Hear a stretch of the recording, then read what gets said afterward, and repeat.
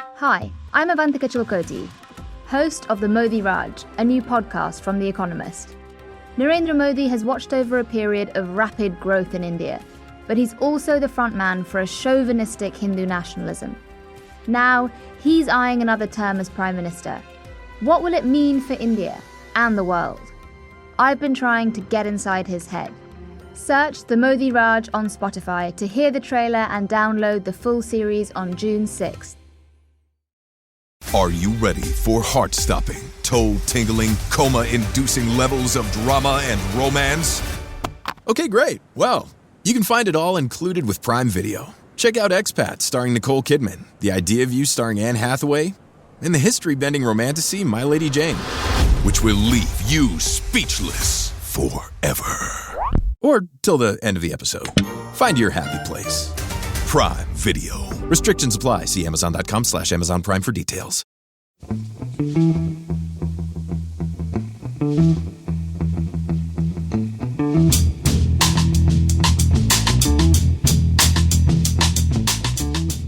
Hello and welcome to The Price of Football, the show that looks at the money behind the beautiful game with me, Kevin Day, and Liverpool University's Kieran Maguire. Kieran, how are you?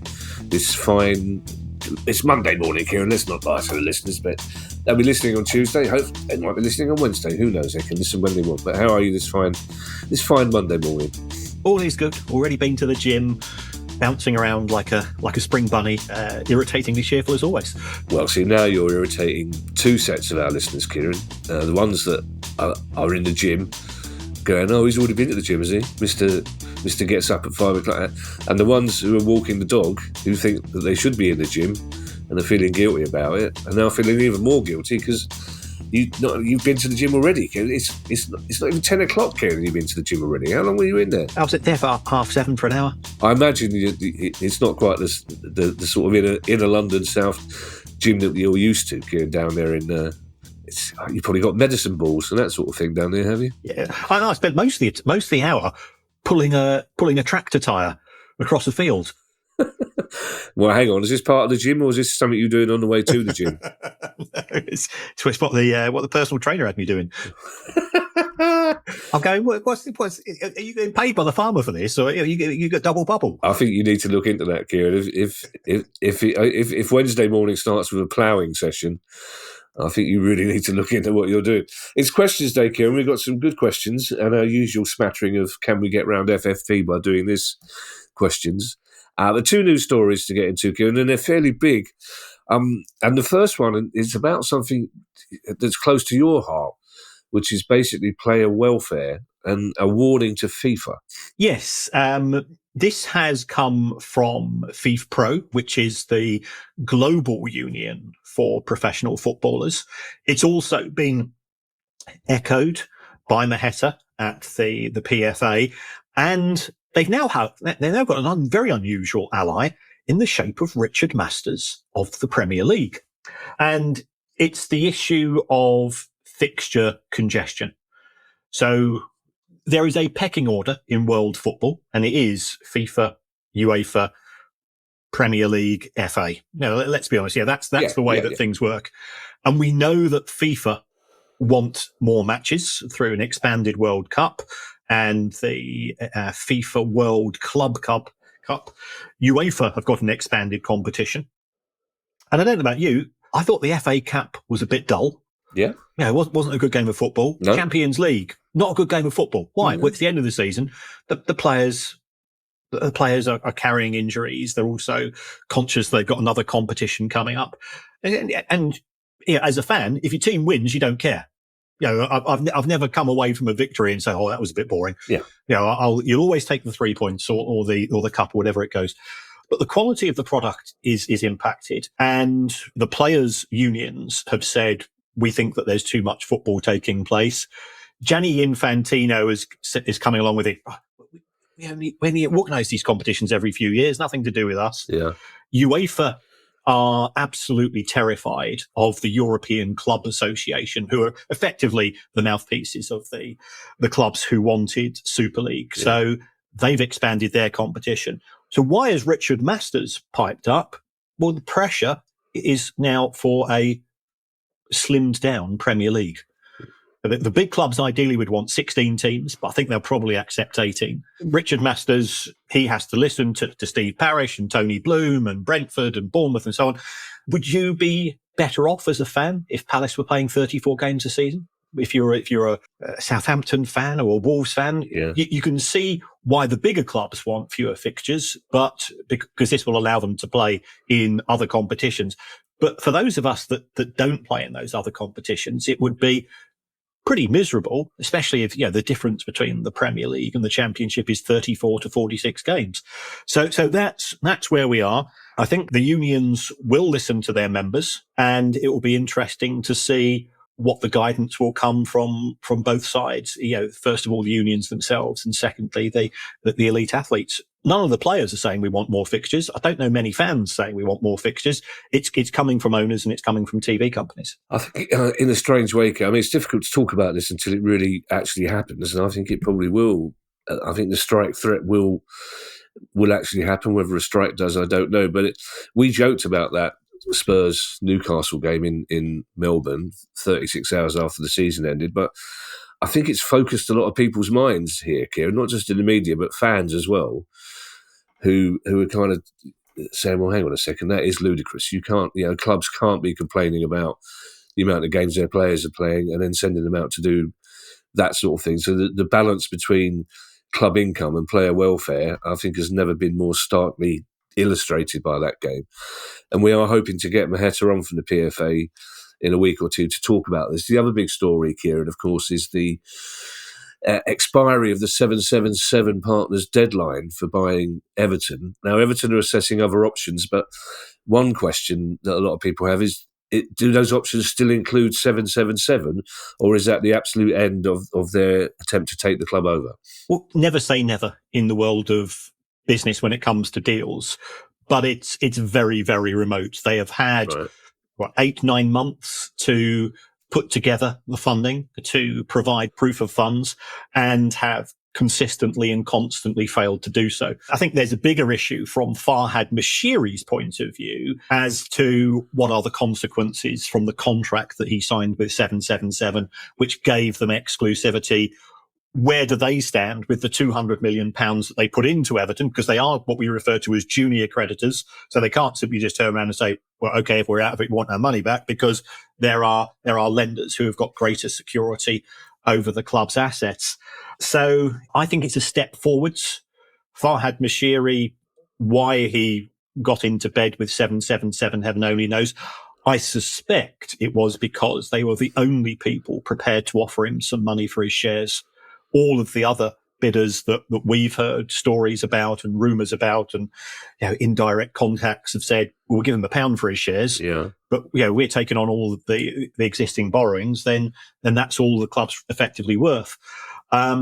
So that's where we stand. Does it affect PSR? No, it doesn't. Is it good for cash flow? It's not good for cash flow because they were putting in money on a regular basis, but we are at the end of the 23-24 season. So Everton will be getting their final payment from the Premier League. And with Everton finishing 15th and being on television quite regularly, I estimate they're probably getting £130 million in total for the 23-24 season. And that final payment is your merit payments and facility payments and so on. So that should be good. And then you get your first installment of the 24-25 TV deal coming through normally end of June, start of July. So again, that's a big wodge of cash. So in terms of can they pay the bills, I think we're okay. So, I think, and there has been talk, but does this mean administration? So, administration normally when you've got a cash flow problem, I don't think that is the case. Well, that's good news, Kieran. That was also going to be my first question, because there has been a lot of implication that this is a disastrous piece of news for Everton, that it was literally their only way out of financial trouble. So that's good to hear that at least in the short term, there are no financial issues. The second question, Kieran, and perhaps you'll have more insight on this than, say, tabloid journalists. I don't know why I imagine that would be the case, Kieran, that perhaps you'd have more insight than some half-assed tabloid journalist who's juggling 28 untrue stories and half an hour on Sky Sports at 1:30 in the morning. But it seems the other options are John Textor. That seems to be the other option. And the fact is that we know that he can't buy Everton until he offloads his shares in Palace. Are there other options, Kieran? Do you think there are? It would occur to me that it would be a good buy for a lot of people, but is Textor the only name in the frame at the moment? No, he's certainly not. I mean, there has been talk about MSP, who are one of the lenders at Everton. They're owed, I think, around about £180 million. There has been talk about, because they want to make sure that they get 100% of what's owed to them, they might convert their debts into shares with a view to also acquiring all the Farhad Moshiri shares. They then become the majority owner. And I'll be honest, I think they would then start to look for an exit route quite early. Right. But they're an option. From talking to one or two people, there's lots of people that are very attracted to Everton, and rightly so. You know, it's an iconic club. It's in the city of Liverpool, which is a huge football city. It has the new stadium coming on stream, admittedly, not for another 12 months. It's got a very committed fan base. There are lots of things which make Everton an attractive proposition. The one unattractive proposition is the price. Everything has a price. Everything can be arranged in due course. Well, just briefly, Kieran, I hope and pray that Everton fans will understand why I'm asking this question, and that I don't believe it for a second. But I was chatting to a couple of mates over the weekend, and is the fact that it's in Liverpool also perhaps a problem? Because your big overseas investment banks, who may not have the knowledge of football that we have, might think to themselves, well, we've heard of Liverpool. We know Liverpool are the big... So is there an indication for some of them that they don't want to buy the so-called second club? And again, I can't stress enough that we don't believe that. But we were just wondering whether that might be the case for some of the big beasts out there who've got the money but not the knowledge. No. I mean, the nature of the lenders and investors is they tend to do a very forensic investigation. Right. And as soon as you do that, you realise that Everton's history and heritage and its status as being one of the clubs which has been in the Premier League or the old First Division for many years, more than practically the whole of the rest of the division, is a core issue. Liverpool's got good transport links. It's got the airport, and it's got Manchester Airport not far away as well.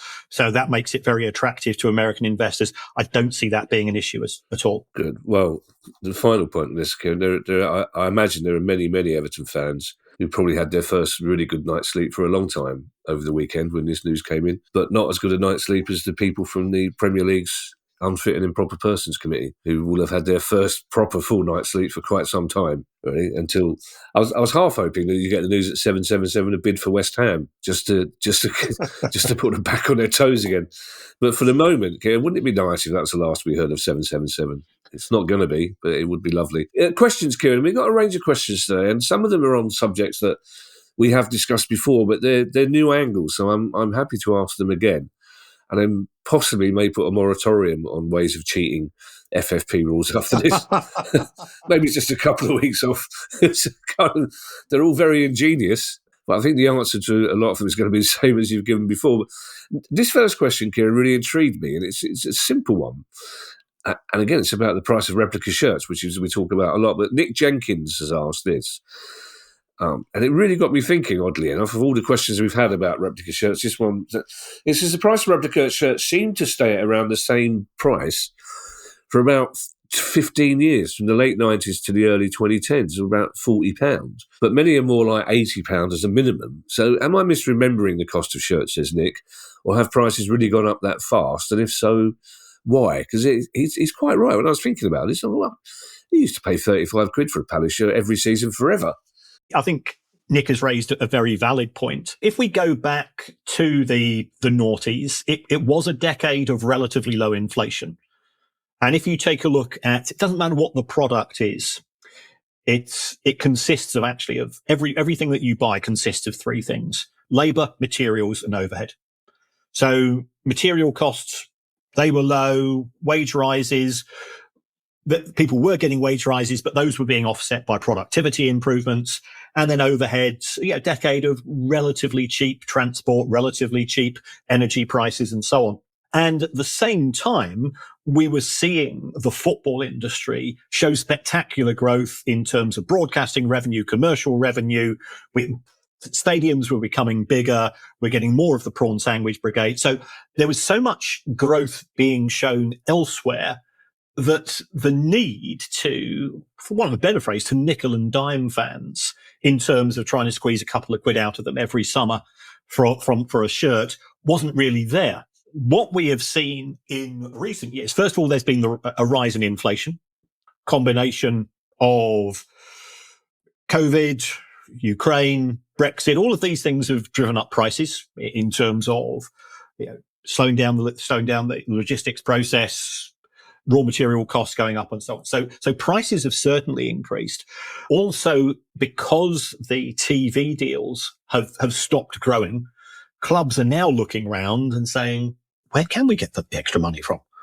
And another topic which we have been dealing with, and this isn't a criticism, is the rise of the tourist fan. Yeah. We've seen clubs try to reduce the number of season tickets being sold. We are seeing clubs being far stricter when fans can't attend matches.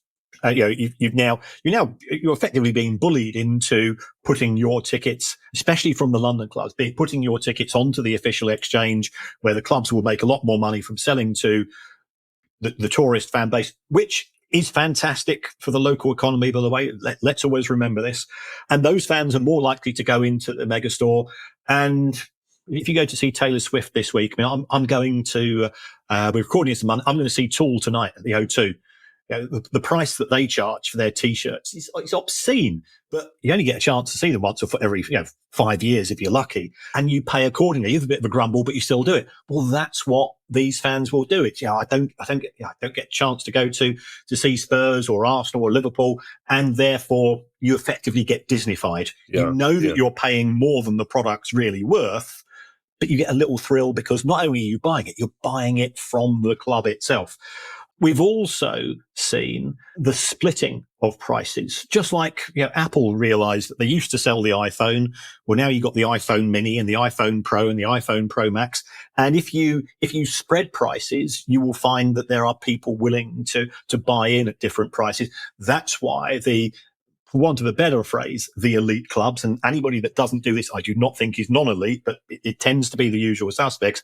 That's why they are now having the stadium ready shirt and the match fit shirt, which in my view doesn't look great on a 50-year-old bloke.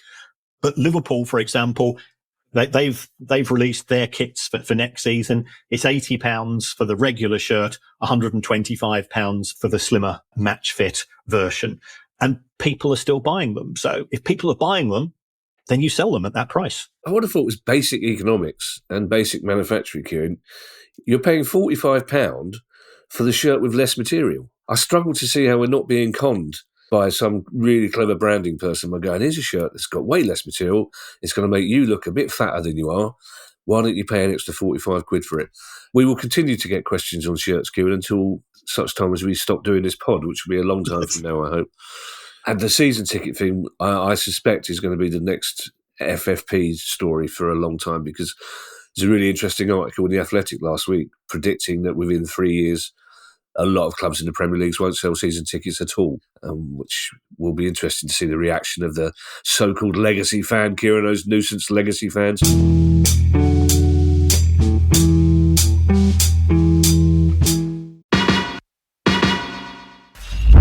Hi, I'm Steve Lamack, and every week I'm joined by Music Ally's Head of Insights, Stuart Dredge, on The Price of Music, the weekly podcast all about the money behind the music industry.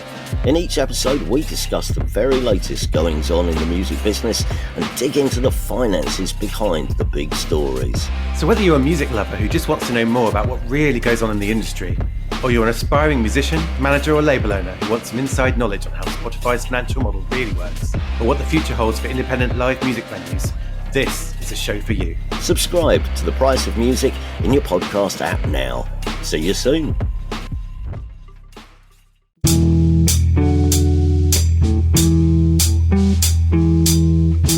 Now, as by way of introduction to these next two questions, Kieran, I'm going to see how far I can get into this introduction before people realise I'm not actually telling the truth. But just the other night, Ali and I were chatting about the pod and how it was going and how she loves listening to it. And I pointed out that she's only ever listened to my half of it while she's in the kitchen making a cup of tea. She occasionally hears me say something and then there'll be a burst of laughter and she wonders what's happened, and she just assumes, knowing us two, that it was a childish Willy joke, and she's normally right.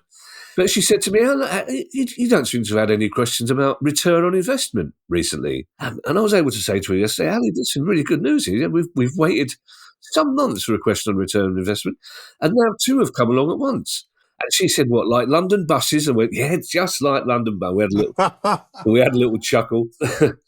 The second question, I think, will take less answering the first, Kieran, but the first is an early Christmas present in the Maguire household. And it comes from David Stevens. And David says, when performing a suite of calculations with regard to financial analysis, one of the prevalent measures would be return on investment.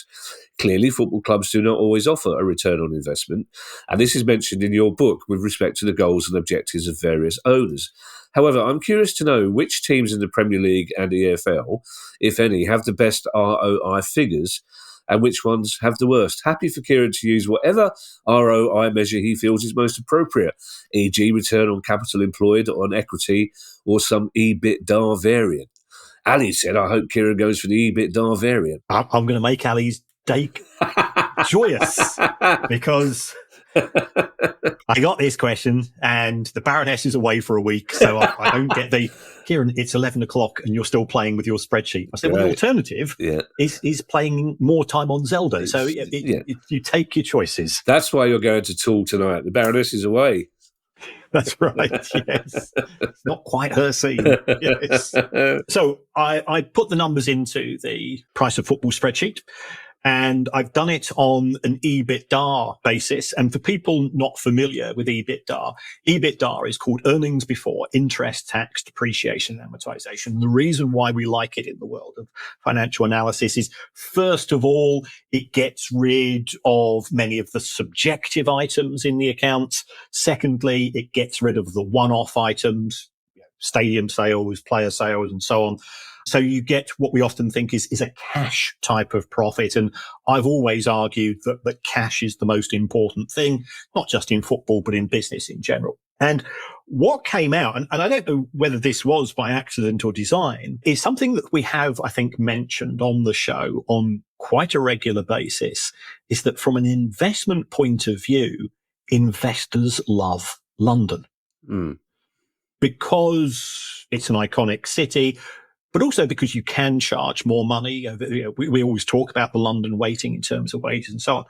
And to my complete surprise, when I did this, the 4 clubs with the highest return on EBITDA, first of all, Arsenal, second, Brentford, third, West Ham, and fourth, Spurs. Wow. And I looked at that, and then it's sort of, Jesus Christ, it is true. So London does have a premium. Why? Because you can charge more money for tickets. Yes, you're having to pay some more money on wages. So that really took me back. And you'll be delighted to know, Kevin, that Palace were 1 place in the table above Brighton. Really? Like in real? You're getting used to that, though, aren't you? Like in real life? Oh, wow.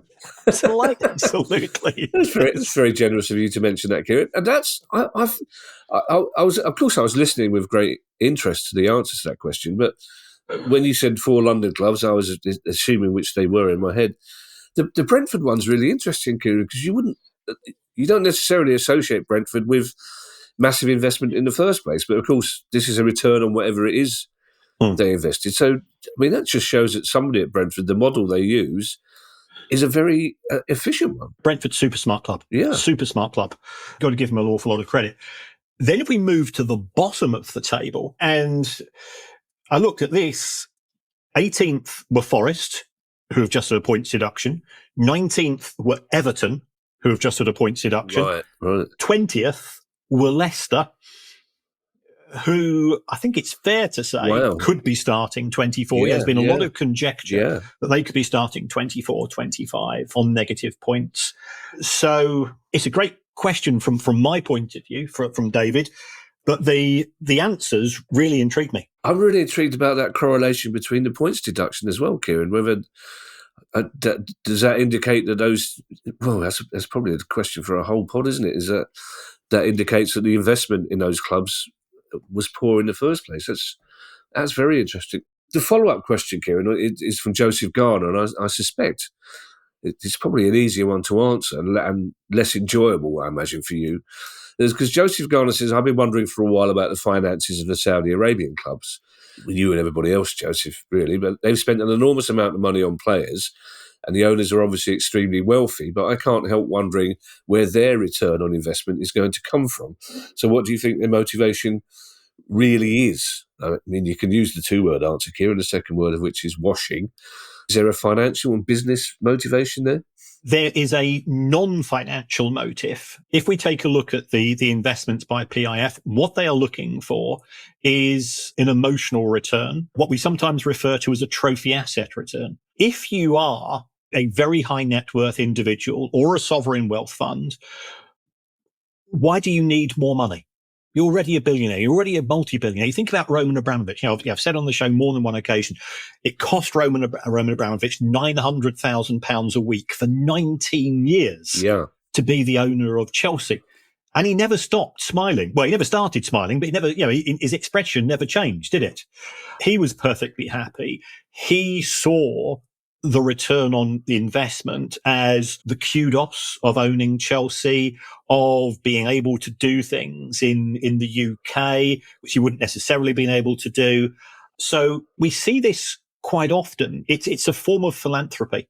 We see billionaires on occasions giving money to charities and art foundations and so on. They're not getting a financial return on it.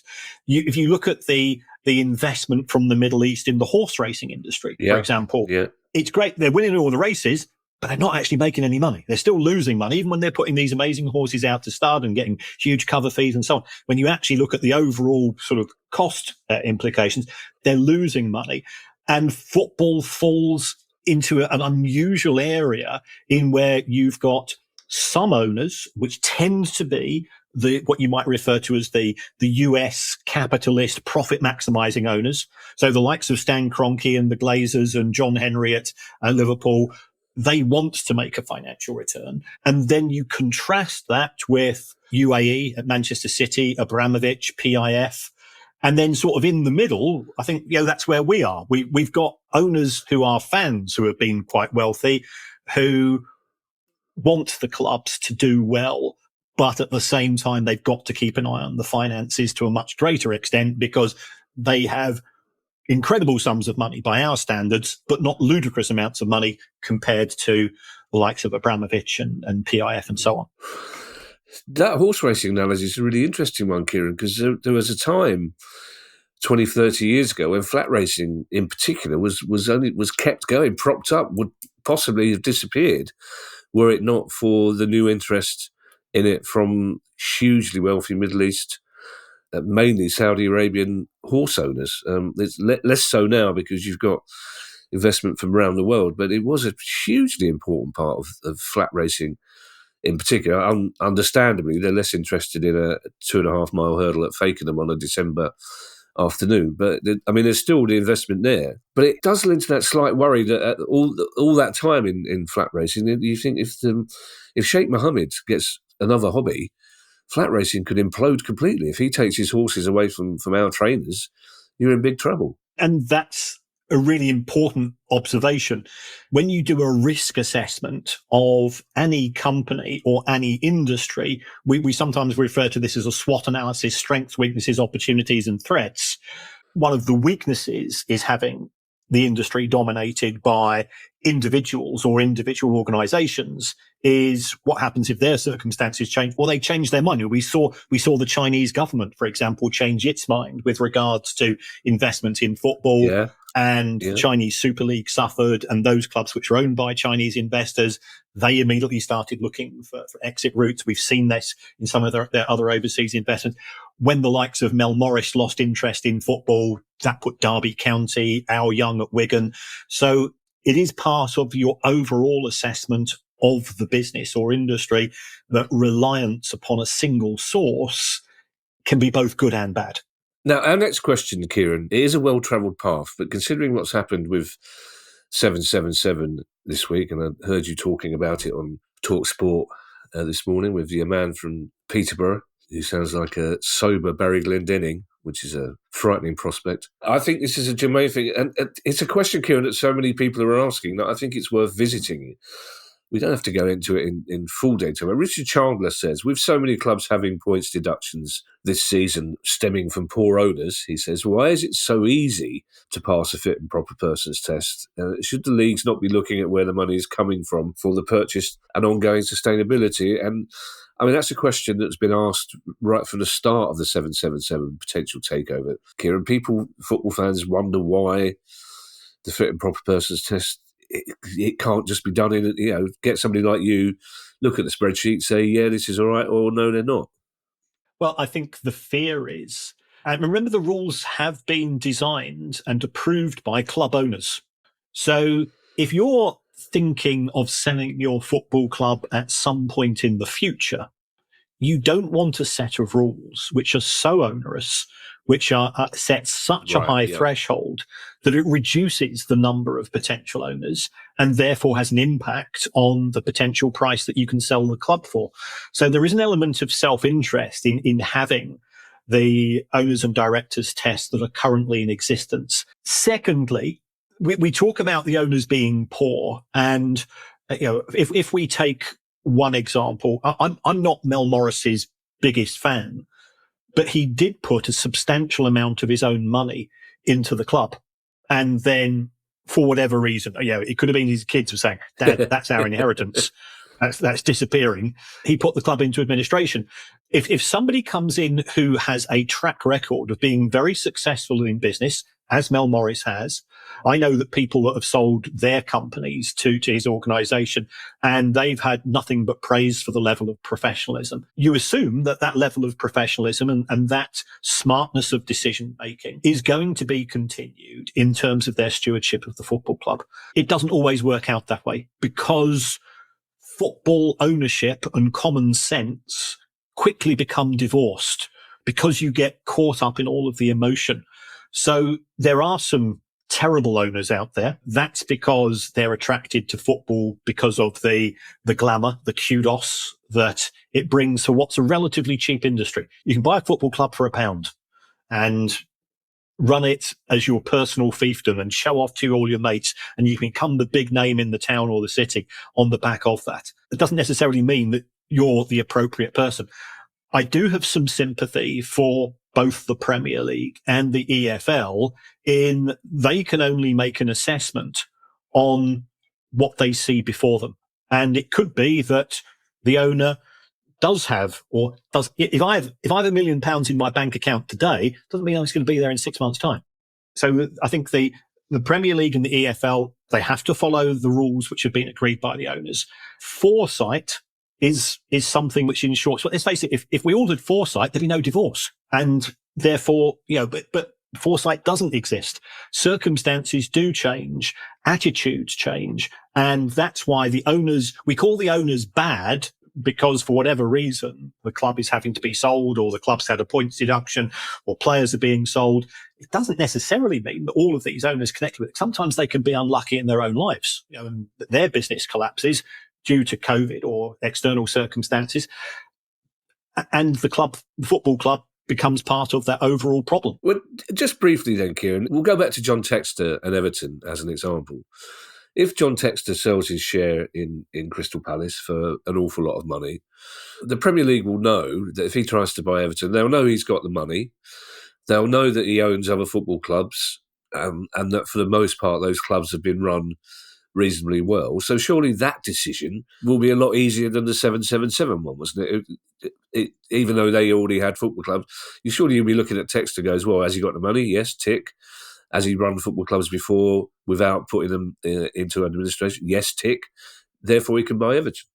Yeah, we saw the deal to take over Bournemouth. We saw the deal to Jim Ratcliffe at Manchester United. Yeah. We've seen the minority investment, which is now taking place in Leeds. All of those have gone through quickly. Why? It's actually very, very simple. Can you evidence that you got the money? Yes. Can you show us where the money's come from? Yes. Are you wearing a tag on your ankle? No. You're in. You're in, fair enough, yeah. I've not seen John Textor's ankle, but I guess he's not wearing one. So therefore, I mean, that would be... It would be interesting, wouldn't it, when the Premier League have to explain why the John Textor decision takes a week after it took a year to not let 777 buy it in the end.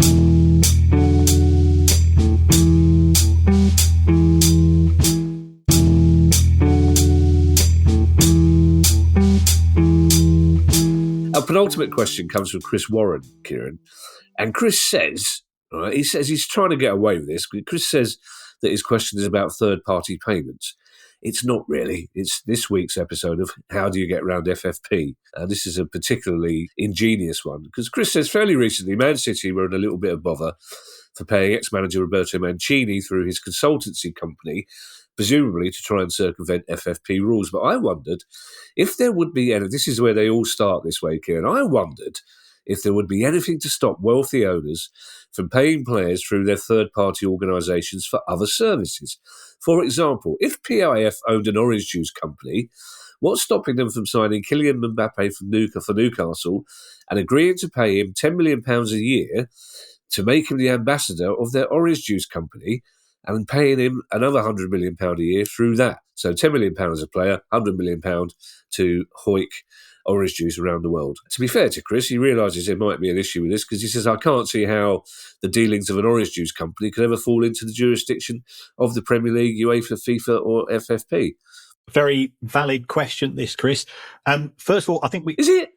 I think, first of all, we need to be a little bit careful. We don't know whether Manchester City were paying ex-manager Roberto Mancini. It could be that ex-manager Roberto Mancini was receiving money from another party.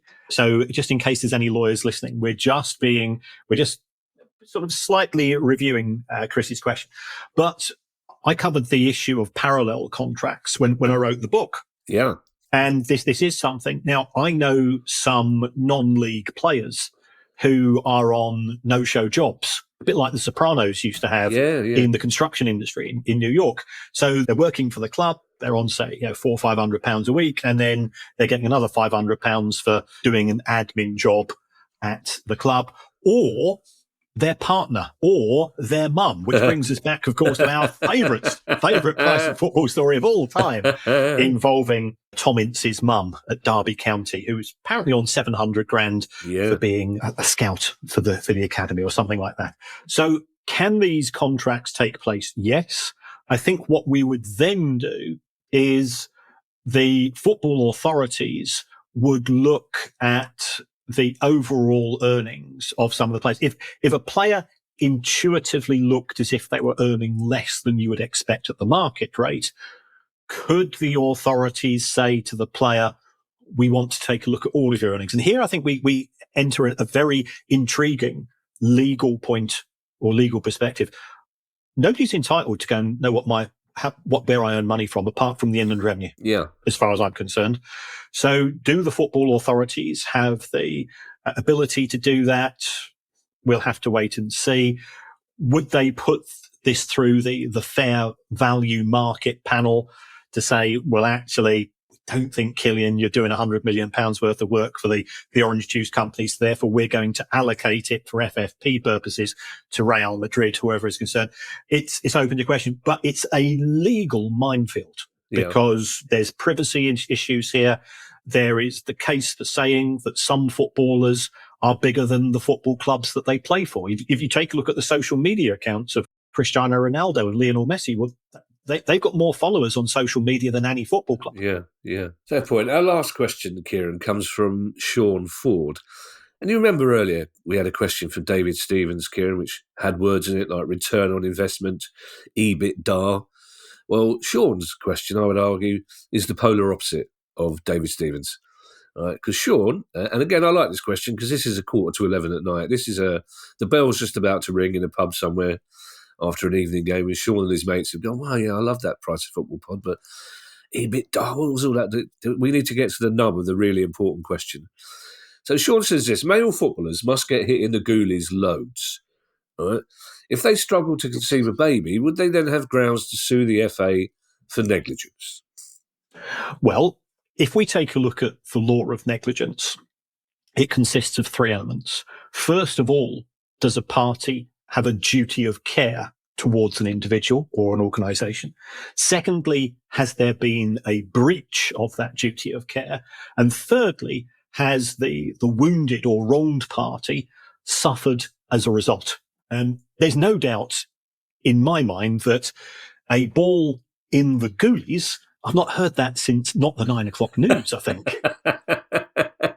is suffering certainly physical pain, but you could argue that that's part of the overall intricacies of having a physical sport.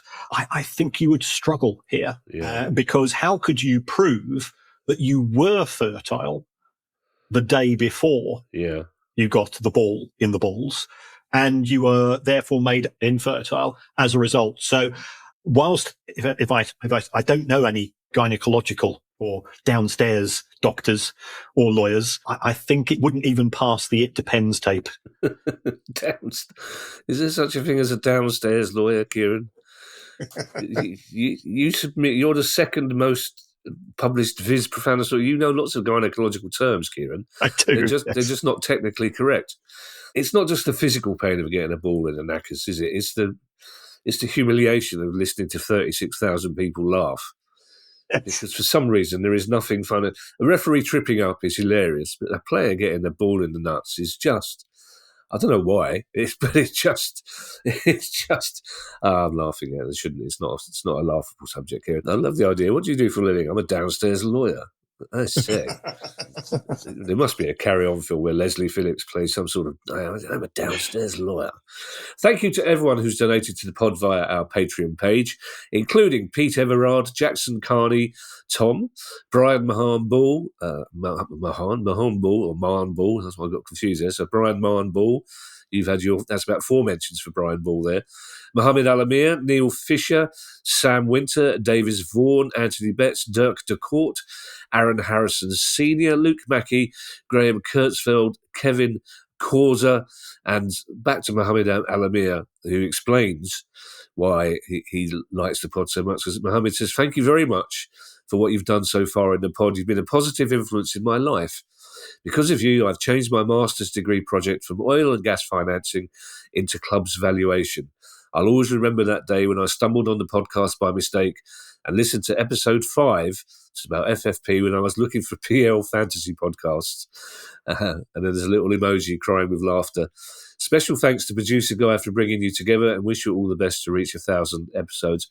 That's very kind of you, Mohammed. And what a sliding door moment that is, Kieran, when Mohammed's just going along quite happily doing his master's degree project from oil and gas. If he'd found that Premier League fantasy podcast, Kieran, he wouldn't be doing a master's degree in club valuation. That's the effect you have on people. Incredible. If you'd like to make a small monthly contribution to the pod and join that list of lovely people I've just mentioned, that'd be very kind of you. It will get you access to our chat community and our regular quizzes. Wednesday night, the 6th of June, for our end-of-season quiz. You can do all that by going to patreon.com/priceoffootball. If you've got a question you'd like answered on the show, email us at questions@priceoffootball.com. And don't forget, you can follow us on Twitter and you can find us on our YouTube channel. And if you'd like to buy our book or one of our other books, or get yourself a Price of Football t-shirt, you can go to that same website, priceoffootball.com. Next week, we'll be interviewing the chief executive of the English Football League, Kieran. Trevor Birch is coming on to join us, and Trevor has very kindly agreed to answer some questions, possibly more towards the EBITDA end of the spectrum than the ball and the nuts end. But I'm sure we can throw anything at Trevor and he'll be happy to ask them. So if you have questions for Trevor, send it to the normal questions address, which is questions@priceoffootball.com. If you love the pod, and I know a lot of you do, Thursday's your lucky day, because not only have we got the quiz in the evening, we'll be back with our news episode. And in the meantime, I shall hand you over to Mr. Kieran Maguire for his customary farewell. Well, thank you to everybody, and thank you very much to those new patrons. That's very generous of you, and is hugely appreciated. There's a variety of ways in which you can support the show. We've been talking about a 1970s we have terminology. So you could even say you would rather have the show presented by Windsor Davies and Don Estelle. I think that would be fantastic and rich in tone as well. Wouldn't make any difference to myself or Kevin or producer Guy. Do you know what? This is I'm almost ashamed of saying this, Kieran, because it sounds like I should be in Lovey's corner. But I remember, darling, a night at the Players Theatre with Windsor Davies. I know Windsor Davies' daughter. She's a very high-powered casting agent. And we went out one night and Windsor came along. He is the nicest bloke. It was so, it's nice. So when you grew up as a kid, you kind of knew there was something wrong with it, 8.5 hot mum. But you're not, you can't quite put your finger on what it is until you're a couple of years older. You go, oh yeah, right. But Windsor Davis and Donistel was tiny, but a wonderful singer. But Windsor Davis was just the nicest, and he had some of the stories. But he sounded exactly. It turns out that's the only voice he could do. And I've never been in a bar with someone where every time he opened his mouth, the whole of the bar went, "What's that?" Everyone's just standing to attention. It's fantastic. That's one of your best suggestions for a while, Kieran. You've had some crackers. Bye, everybody. Bye. The price of football.